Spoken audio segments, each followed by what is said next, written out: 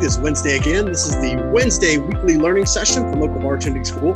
My name is Carlos Navia. I do this every Wednesday at 3 p.m. Pacific time, 6 p.m. Eastern time.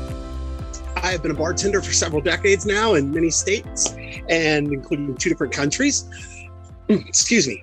I've been teaching bartenders for local bartending school for about 8 years now. Started doing it when I lived in Florida before I moved back here to San Luis Obispo, California, where I live now, and I'm coming to you from my tiki bar in my backyard. So we try to come up with a little different topic, something current, that's going on to talk about each week. COVID-19 restrictions are starting to lighten up. Things are starting to return back to normal. People are starting to go out more. So, we need to be aware of that. Things are starting to go back, starting to get to that point where people are not afraid to go out. We've got a lot of people going out, as well as also spring breaks have begun. So we're going to have a lot of people traveling, once again, leniency, as far as COVID-19 regulations combined with that spring break and, 2 years, people have been kind of cooped up, not being able to do, what they would normally like to do. So we are going to see a lot of people out in the next several weeks up till Easter. So, do be ready for that and prepared for, a lot of travelers, a lot of people on the roads, and a lot of people coming into bars and restaurants. Excuse me. With that in mind, that things are kind of returning back to normal. I thought it was a good time to just kind of talk about some, on the job, behind the bar do's and don'ts, and a little bit about customer service. One of the things to remember, this is a customer service job. We are here to take care of people. That is what it's all about, and take care of them. One of the other things I like to, tell folks to remember too is this, that even when you're not at work, you represent the business you work at. I've gone out in the t-shirt of the business I work out and done some really stupid things. And it's really easy for people to find me. So, be aware of that. When you're out and about, you're still in uniform. You do represent the place that you work for. But, that being said, I've gotten a lot of customers in my free time. I've run into people at a bar when I was hanging out at a bar, said, hey, I'm a bartender over here. Have you ever been there? We got happy hour. The person comes in, they have a good time. And before I know it, that person's there 4 or 5 days a week, tipping me, giving me money. So you can go out and, recruit your own clientele as well. One of my good friends that lives in Las Vegas, I was hanging out with him one time. He used to work at a very high-end club at Caesar's Palace. We were hanging out with some of the staff members there. And one of the bartenders told us, it was pretty funny, she's required to have 25 people on the list when she comes to work every night or she gets in trouble. So it is actually in her job description to be out there meeting people and trying to get them into the club. And she told me, very matter-of-factly, if she shows up and she doesn't have 25 people on the list, her manager is going to look at her and say, there's no way yesterday on your day off, you walked around Las Vegas and you did not run into 25 people that would take free admission to this nightclub. And it's true. And he's absolutely right. So, you can kind of, get your own customers as well while you're out there. Some of the things, just want to talk about, be friendly, be polite. It is part of the job. You should be in a good mood. We don't work in the complaint department. We're not sitting behind a desk taking complaints all day. We work in a job where most of the people that come in the door are going to be in a good mood. They're going to be happy. They're at a bar. They're going to relax. They're going to take it easy. So, people are coming in with a good mood. So be polite, be friendly. Yes, sir, and yes, ma'am is nice. But if you can get a first name out of someone, that goes a little bit further. Call it personalizing the visit. Anybody can take your order and bring you stuff. But do you make a connection with the customers? So getting a first name, hey, Jim, can I get you another beer is just better than, hey, sir, can I get you another beer? So if at all possible, try to get a first name out of them. Be sociable. People come to the bar to talk. It is about social interaction. That is what we actually sell. For the price of one beer at a bar here, I can buy a 12-pack or, a 6-pack and take it home and drink it. Okay. I'm paying that premium for the social interaction. I'm paying that premium to be out. So have something to talk about. Nothing personal, nothing about your life, but just a little something, whatever's going on in town, sports, weather, the race, this or that. Always have something loaded, always have something to talk about to keep the conversation moving. These two go hand in hand. Be neat and be efficient. Yes, you get busy, but you can still kind of clean as you go. While people are ordering, I'm taking dirty glasses down. I'm always moving. I'm always doing something. Being neat, putting stuff back in its place, really, I think does help with the efficiency. If I can't find what I'm looking for and I got to look all over, I'm not being efficient. It's wasting time. Knowing where everything is that I don't even have to look, I can just reach, grab the bottle and go is very nice. So be neat, be efficient. Also, as far as being neat, we're not out of COVID yet completely. So we want to make sure we're cleaning and sanitizing as much as possible. Overdoing it if we can. If people do not feel safe and do not feel comfortable, they're not going to stay there and spend money. So make sure you're cleaning and be efficient, be alert. Does this person need another drink? Maybe something to go with their meal, but also be alert of, hey, maybe that person over there has had enough and should be cut off. Or, hey, maybe there's some pushing and shoving over there. We might have a fight starting, something like that. Have your eyes up, be aware of what's going on in the bar and what's going on in the room. I changed the verbiage on this one a little. It says collect for each drink here, but I changed it to secure a form of payment for each drink. So people are going to pay with cash. They're going to pay with a credit card. Or if you work at a hotel, they may have the option to charge it to their hotel room, which means it's just going on their credit card when they check out. Make sure you're getting a form of payment from them. One of the guys I worked with here was really great at, someone order a drink. He would say, sure, what's your first name? I'll start to a tab. More often than not, he would get a first name out of that person. But more often than not, also, the person would volunteer a form of payment. Oh, can I pay cash? Or is it okay if I charge it to my room? It was a very non-aggressive way for him to kind of get the form of payment without, hey, I need your credit card, because I don't trust you, which I don't. I don't trust people I don't know. I don't tell them that. But hey, I just need a credit card to hold this tab open. If you are holding someone's credit card and keeping them tab open, please make sure that the tab is current. Every time they order around, you put it in. Don't try to remember it. You'll forget. The other thing is I keep their round up to date. Every time they order a round, I put it in the computer. What I also do is I print a copy of their check every time I update it. I wrap it around their card. When that person's ready to go, that person's ready to go. And that's also the time they're going to decide your tip. So if that person, someone comes up, asks for their tab, and I got to go, oh, wait, hold on. He had 2 more Bud Lights. And I think his friend had 2 Crown Royals. The whole time that person's waiting for me to update their tab, my tip is going down. If I have it printed, folded around their credit card, the Johnson tab, sure. I can put it right in front of them. Let me know if it's okay. I allow them to look at it before I run the card because I make mistakes. It happens. Let me know if it's okay. I'll run your card. They say it's okay. I run the card. I give it to them. They sign. They're gone. Now, if they didn't have to wait to get their tab and I've got room for someone else to come up to the bar and get more drinks and me make more money. So have tabs up to date, have them ready to go when the people are ready to go. Always serve ladies first, always ladies first, always ladies first.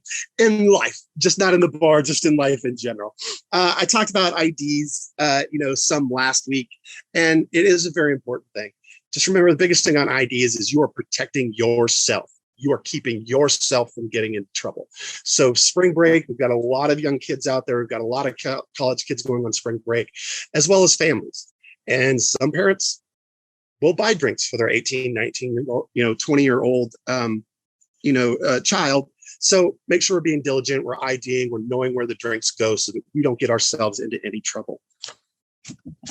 Next page. Another page. Carefully count out change.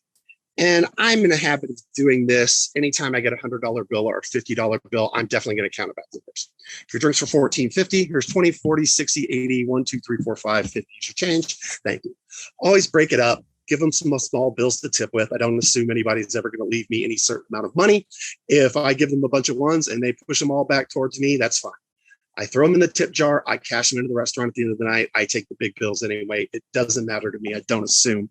But, make sure you're counting change back, especially on the big bills. I did work at a place here where it happens so often that people would give the bartender a 50 and then an hour later come tell the manager they gave the bartender 100, got changed for 50, that the hotel put a camera in the ceiling that looks down at the cash drawer and can see the denominations going in and out.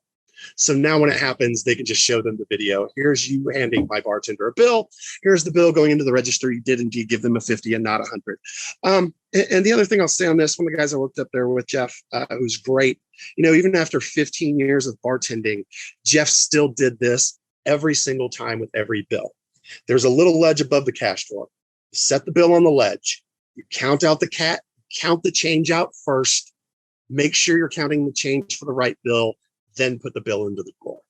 I can't tell you how many times I've been in a rush, stuck a bill into the drawer, gone to make change and thought, Was that a 10 or a 20? And it's anybody's guess at that point. I'm just guessing. So it is a good thing, especially if you don't have a lot of experience counting money. You're just starting out.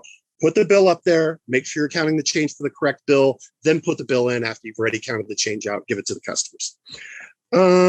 Keep good posture.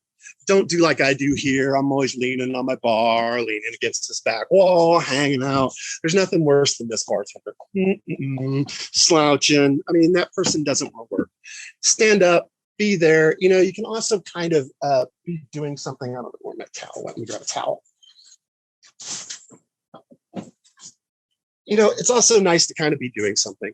Wiping down the bar, polishing a glass, something like that just looks good. There's a study I read several years ago. Basically, there's two bartenders. One is standing at attention ready to go. One is polishing a glass. And more than 70% of the people that walked into the bar went to the person polishing a glass, even though the other person was standing right there ready to make the drink. Simply because that person was doing something. Polishing glasses, be wiping something down, wiping bottles down. Don't just be sitting there leaning against the wall on your phone or anything like that. Looks horrible. Don't become involved in anything controversial. So there are two major taboo subjects in the bar we never talk about: politics and religion. And here's the thing: fights happen over women, wars happen over politics and religion, and that is the way it works. Should the topic come up, try to steer the conversation in another direction as best you can. I will just rip off other topics. Anybody see the game last night? There's a fishing tournament coming. Weird weather we're having. I'll just keep going until they get off the topic.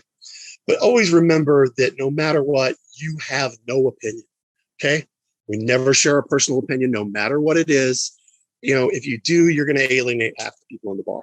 And that's the way it works. So the third one is pressing social issues. We also don't talk about that.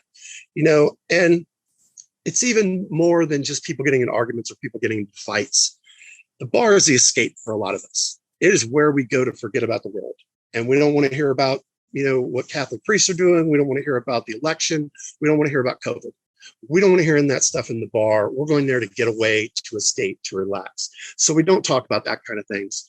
And along those same lines, only two things ever go on the televisions: sports and weather, nothing else. Never CNN. That is the worst channel ever. It's depressing. No one wants to watch that. Why they drink. So don't get involved in anything controversial. This one is my biggest: do as I say, not as I do. Never argue with anybody. I can't help it. I love to argue. I think it's like a sport or something. I don't really know. But you don't win. Even if you're right, you don't win. So don't argue with someone. If someone just gets too belligerent, and won't shut up, get a manager. Get a manager over there. Let a manager take care of it. Let them do their job. That's what they're there for. So do not argue with anybody. Don't drink on the job. It is ugly and it is no fun. I have worked at one place where the employees drank while they worked, and it was a nightmare a lot of nights, because it's bad enough to have to deal with the drunk customers. But then something happens and someone has to be the adult, and the servers are drunk and the bartender's drunk and the manager's drunk. So it really is a bad situation. It's no fun too. It's no fun to try to relax and have a drink while a bunch of drunk people are barking orders at you, and running you around and you're dripping sweat. So have your drinks when you're off work, when you can relax, enjoy the drink. Don't drink on the job. Also don't allow anybody to buy you a drink. I think a lot of times it's kind of a BS move. People think they can buy the bartender a drink. They're going to get a bunch of free drinks back, or they're just not going to have to pay for it because they think bartenders drink free all night anyway. I've always told people the same thing. I can't drink right now. I'm at work, but if you leave me the money when I get off work, I'll go ahead and get that drink. And to date, no one has left me the money. So that's why I kind of think it's a BS lie. So don't let anybody buy you a drink. The other thing is, don't give drinks away. They're not yours to give away. It is not your alcohol. That is stealing. Okay. That is stealing from your boss. Now, I have been in two different situations where I had a comp tab. I was allowed to comp drinks to a certain extent. The most important thing on that, though, is I didn't give drinks away. The drinks were all put into a computer. They were all comped off using my number, and the owners, the bosses, the managers could see exactly what was comped from me that night. It wasn't giving it away. It was recorded. It was put into a computer. It was accounted for. It was comped off. I was allowed to do it, and they were able to see what I was comping. So if you are in that situation, and you do have a boss that gives you a comp tab, and allows you to comp some drinks, I think the biggest thing is just don't abuse it. That tab is there for the customers that are there, paying the bills. That tab is not there for your friends or your family to come have free drinks or anything like that. It's for the people that are really there to spend the money and keep the business going. So if you have a boss that's cool enough to allow you to have that, don't take advantage of it. Use it for what it's intended, to take care of good customers that spend good money there. Don't play favorites. And I used to see this when I used to work with some, 25, 26-year-old surfer bartenders down at the beach in Florida. If there were two hot girls in bikinis at one end of the bar, good luck getting that guy's attention, because he's not moving till they get up and leave. So, it is kind of one of those things. Everybody deserves the same experience. And I'm kind of big on that. The first people that walk in the door, to start the night should get the same experience as the last people that walk in the door. So don't play favorites. The other thing is, I have gotten better tips from guys that look like they were broke and homeless than I have from people dressed very nice wearing $300 Tommy Bahama shirts. So don't prejudge either. Don't think that person's giving me a better tip than that person. The truth is, you really never know. Don't loan money to anyone. You're not there to pick up anybody's tab or pay for anybody's drinks. Okay. Even if, but I'll be back tomorrow and pay it. Doesn't matter. My money needs to go home with me. My money is not here to cover your drinks. There's a boat captain in Destin, Florida that still owes me $34.50. And maybe I'm still a little bitter about it, but it came out of my pocket. And the fact that he told me he was going to get it from the ATM and never returned also chafed me, kind of wrong. But in the end, my second summer, he tried to order a drink. I said, you owe me $34.50, and he left, and I never saw him again. So I paid $34.50 to get rid of a problem, kind of the way I look at it. So don't loan money. I don't care if it's Joe who comes every day for 10 years. You're not there to take care of his drinks. That's not your purpose there. You're there to make money, not loan money. These two go hand in hand. Don't gossip. Don't be nosy. Restaurants and bars become like high school very fast, and bartenders know everybody's business. Not just everybody that works in the bar or the restaurant, but you'll know the business of about everybody in the town, because people like to have candid conversations at the bar when they're drinking, and the bartenders are privy to all that great information. Don't gossip. We don't pass any information on. We keep it to ourselves. Don't be nosy. We do not push for more information. Okay. Gambling. When it comes to gambling, here's the thing. If a patron bets another patron, anything $10,000 or less by law is considered a friendly bet in the United States. If an employee bets another employee, anything $10,000 or less by law in the United States is considered a friendly bet. But if an employee bets a patron, it is considered solicitation of gambling. It is against the law if you do not have a gaming license. It seems really small and insignificant, but I was actually in a bar in Florida when they were doing the sting operation, and I happened to be sitting in the bar when the police kicked open the door and shut them down for having an illegal Super Bowl pool. They were selling squares on a big board for the Super Bowl in a small town in Florida. They thought no one would really care. They did. Cops staked it out, came, busted them, shut the bar down. The police that were staking it out actually asked me if I wanted to go in on a square with them in the football pool.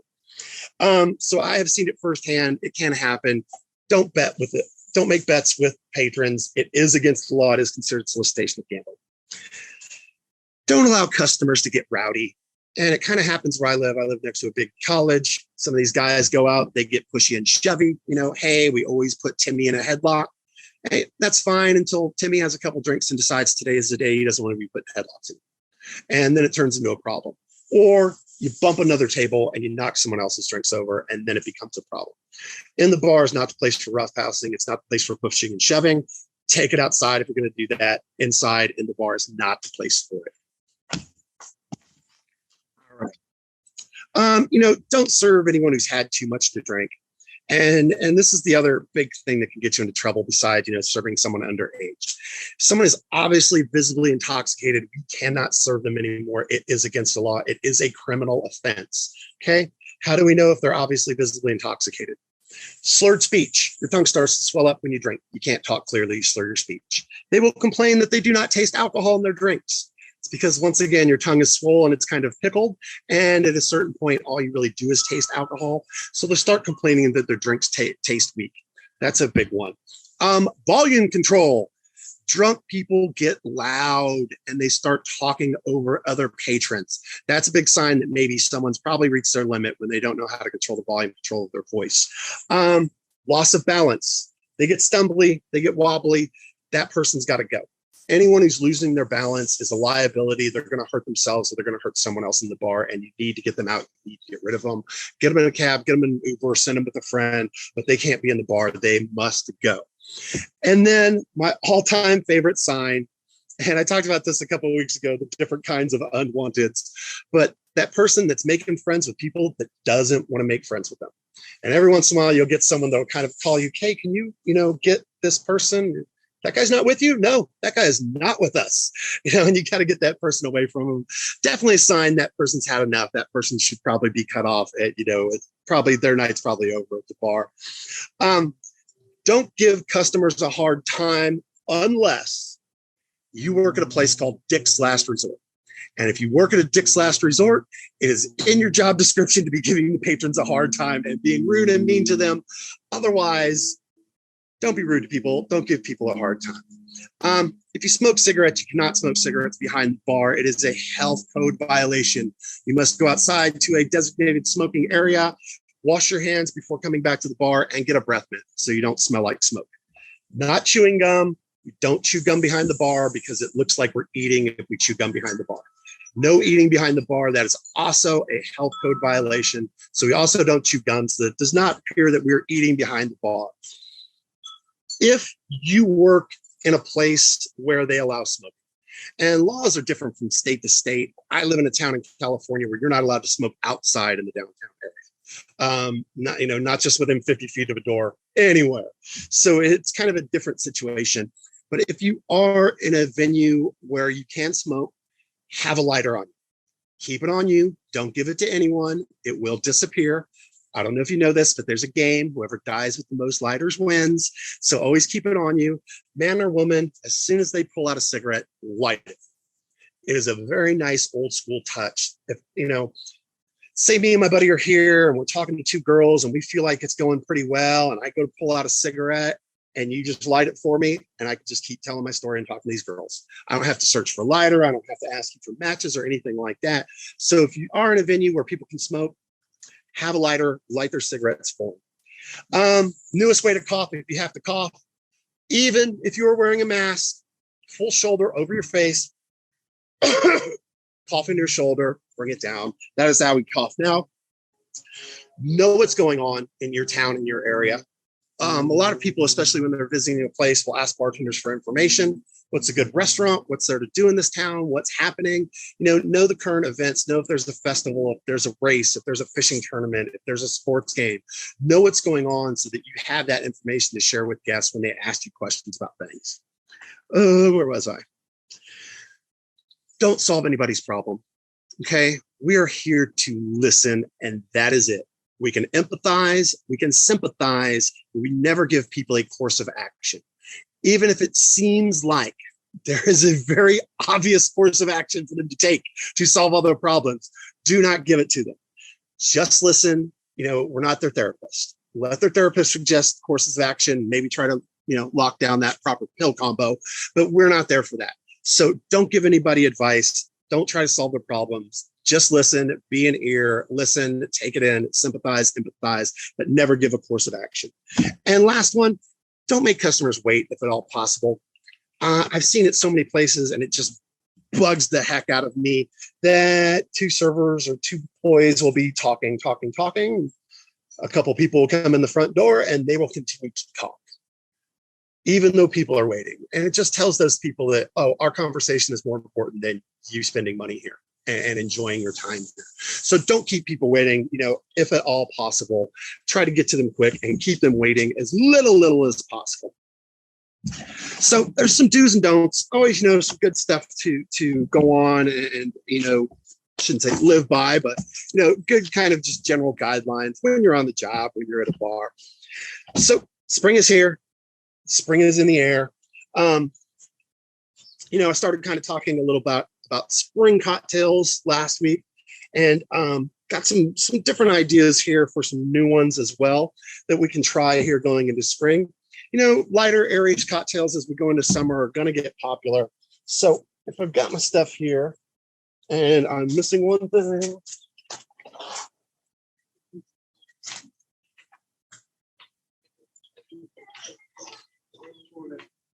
Maybe they can edit this part. I had to edit that part. Let me grab my stuff. So I saw this drink, seemed perfect for spring. It is called the Spring Swing. So we're going to do this one like a martini. I'm going to grab my martini glass here. And since I don't have it in a cooler or a freezer, I'm going to go ahead and put just a little bit of ice and put just a little bit of water in there like that. And we will set our martini glass off to the side here and let that chill out while we are building our cocktail. So we're going to go ahead and do this one here. And I'm missing something else. Could we please edit this part?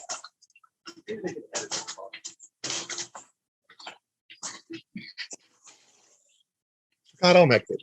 All right. So I'm going to go ahead and do this one in a pint glass. I'm going to get all my equipment out here. So I've got everything ready. I did not. So got my pint glass here. What we're going to do with this one is we're going to do some cucumbers and we're going to do some strawberries in here. So let me move this over. So I got a cucumber here. I think this is the most giant cucumber I've ever seen. Just going to go ahead and take a couple slices of this cucumber, drop it there in my glass, use for my cocktail there. Going to grab a couple strawberries here. If I can get this container open. Going to grab just a couple of these strawberries. And take the green off. I'm going to stick those in there just like that at the top. So I've got my strawberries, I've got my cucumbers in there. And we're also going to put in about a half ounce here of our simple syrup.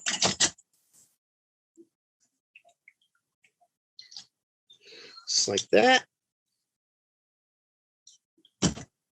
I'm also going to do some fresh lemon juice.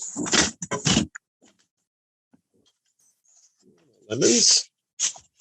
And once again, about half a lemon, half a lime is about half an ounce of juice.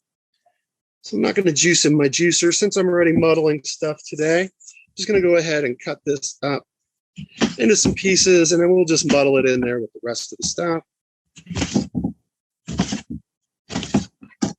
There we go. So I've got my simple syrup, got my lemon juice, I've got my strawberries, I've got my cucumbers, and we're going to give it all a nice mash. Let me get all that stuff mixed up.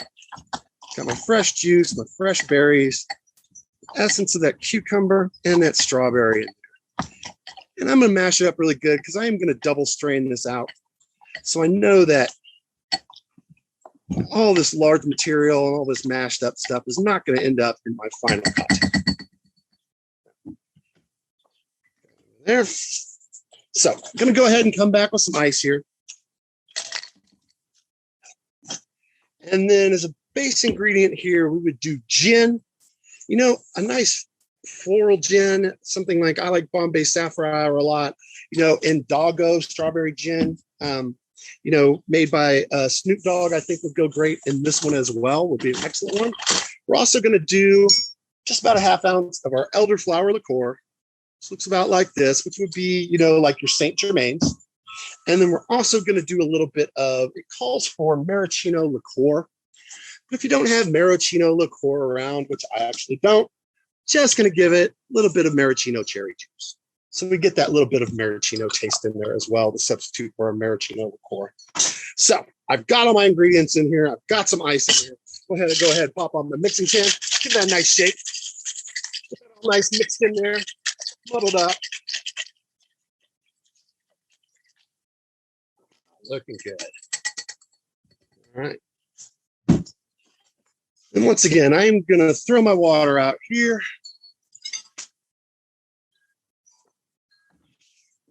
Got my nice chilled glass. We're going to take it through the first screen. We're also going to take it through a double screen here so that we get all those chunks of strawberry, all those chunks of cucumber, pieces of lemon, and all that stuff out of there.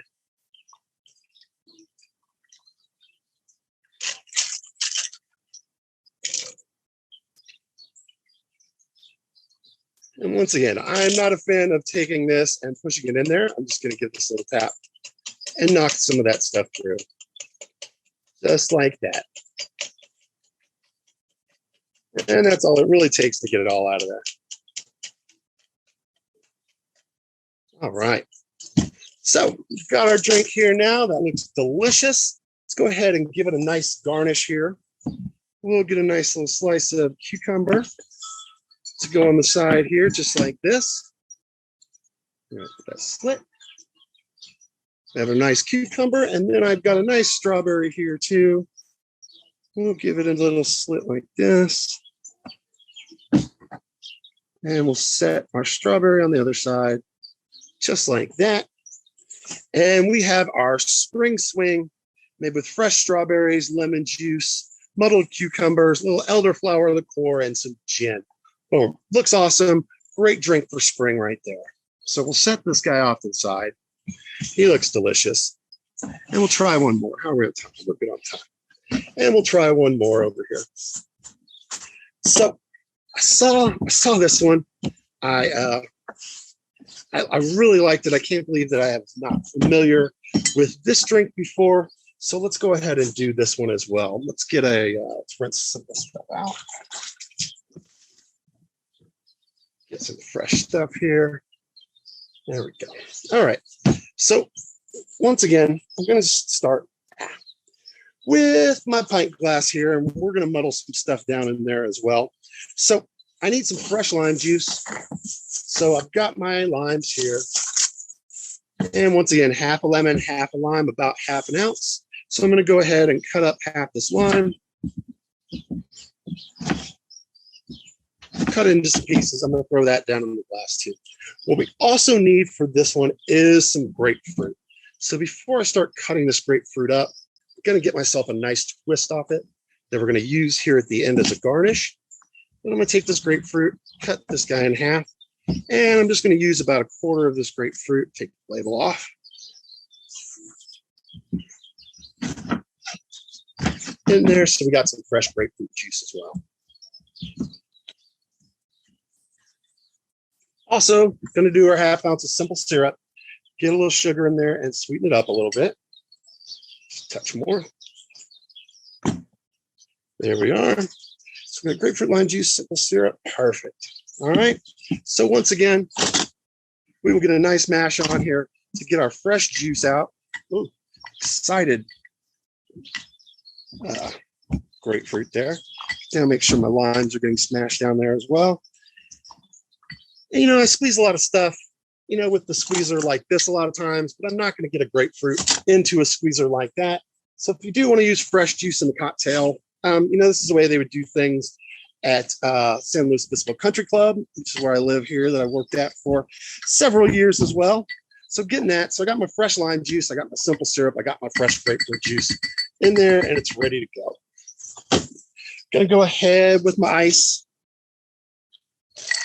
into my glass here once again. And then this is a tequila-based drink. So you do 1.5 ounces of clear tequila. Something like Don Julio or Patron will go excellent in this. We're also going to do 1/2 ounce of Campari. So Campari's got that bitter fruit taste to it. So we're going to have a little bit of that bitter fruit, a little bit of the sourness of the lime and the grapefruit, but we're going to sweeten it up a little bit by adding that simple syrup in there. So I've got all my ingredients in here ready to go. I did not chill my glass yet though, which I need to do as well on this one. We can do that real quick while we shake it up.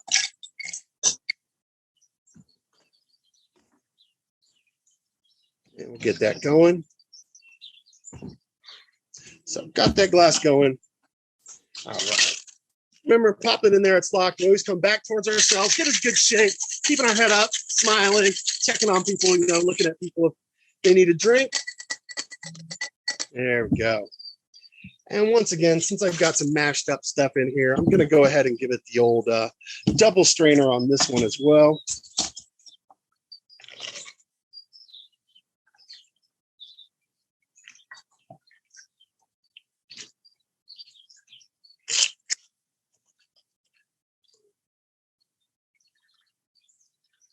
That's a nice color there.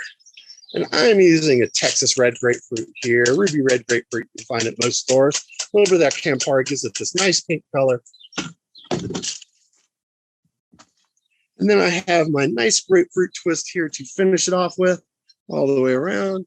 Nice squeeze in there, get a little essence, drop that in there, and we have our siesta cocktail. Delicious cocktail there. Looks awesome, looks amazing. Can't wait to try it in real life. Can't believe it took me this long to find the siesta cocktail. So boom, there's another good one like that. Now let's try this one. I've got some cucumber here. So cucumbers, light, refreshing. People put them in water and spas and stuff like that. Can make for a nice cocktail. So we're gonna do a little cucumber infused Collins, little cucumber infused Tom Collins here. Let me get that off the computer. So I'm gonna go ahead and take my cucumbers, put them in there. Also, to make a Tom Collins, we would use sweet and sour mix, which is just in essence citrus, sugar, and water. But I'm going to do it kind of the handcrafted way here. So I'm going to throw some lemons in there. That is my lemon juice. And I'm also going to throw some sugar in there. And that, in essence, will be my sweet and sour mix, my lemon juice, and my sugar. There.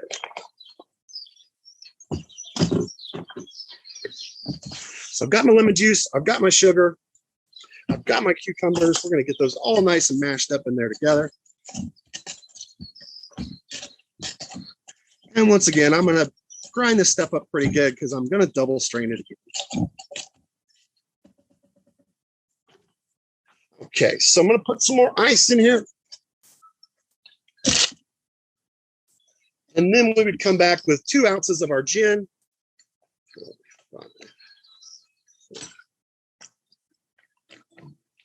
There we go. And then we're going to need, of course, a Tom Collins glass.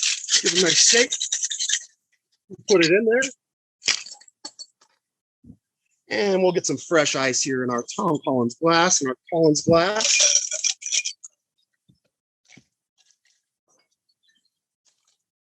I'm going to strain this mixture out.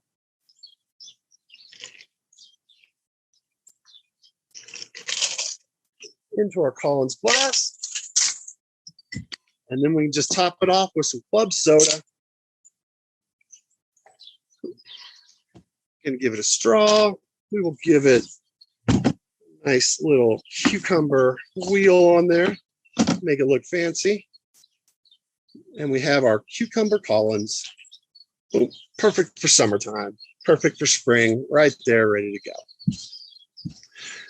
So I got one more that I want to do just because I saw blood oranges in the store, and I guess it's that time of season. We are getting blood oranges where I live, and I like blood oranges a lot. I feel like there's some really good blood orange recipes out there. If you look for them, including a couple I've come up with myself. I'm gonna wash out all my equipment here. Get ready to go. So I've got my bucket glass. All right. So this one's called a Vibrant Sunset. I love the name. I love the color. I love, the use of the blood oranges. So, we'll go ahead and do this one in the mixing tin. I'm going to do 1/2 ounce of fresh lime juice. So I'm going to cut up my half a lime there. Got another lemon. I'm going to do, again, 1/2 ounce of fresh lemon juice. So we're going to cut up half a lemon here and throw it in there as well. we got our half-ounce lime juice, half-ounce lemon juice. And then we need some blood orange. So I have this beautiful blood orange from the store. And I'm going to put about a third of it in there. And that should be about a half ounce of the blood orange juice as well. Nice deep red color to it. So I've got all that stuff in there. The recipe called for a dash of agave syrup if you have it, which is very popular where I live. I'm just going to put a little simple syrup in there, just a little bit to sweeten it up. And then we're going to mash our juices and get our fresh juice going here. So we got our fresh orange juice, fresh lemon juice, fresh blood orange juice muddled into this cocktail. There we go. I got it all pretty well squeezed. And I'm going to give this one a double strain as well, so that I don't get any chunks or pulp or anything into the final cocktail when I'm ready to pour it out. There we go. All right, so we're going to come back with our ice.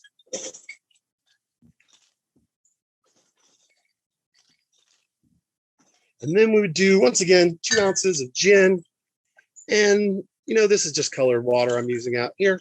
I'm not trying to waste alcohol, and I don't have anybody back here to drink all of these concoctions that I make. So, got everything in there. Pop it in, lock it in there, give it a nice shake, get that nice and mixed up. There we go. So we're going to grab our bucket glass and come back with some fresh ice. Just like that. I'm going to grab my double strain once again. We're going to double strain it here into our bucket glass over some fresh ice.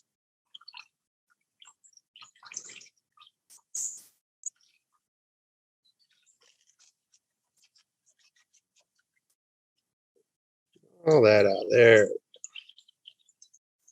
Let that drip. Get all that juice out of there.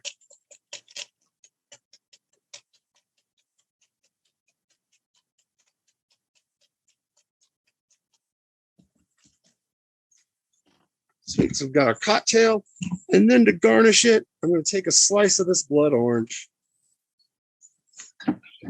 just like that, and I am just going to float it on the top of the cocktail, just like that. Take a couple straws in the side, and we have our vibrant sunset all ready to go. And that looks awesome. Blood oranges are delicious. I cannot find enough blood orange cocktail recipes to keep me busy. Too good, too much fun. So our vibrant sunset, boom, looking good there, just like that. So that about does it for spring cocktails. Next week, we will talk about St. Patrick's Day, which is coming up, which is always a lot of fun. It's a great drinking day. It's a great bar day to get out there. A lot of people having fun.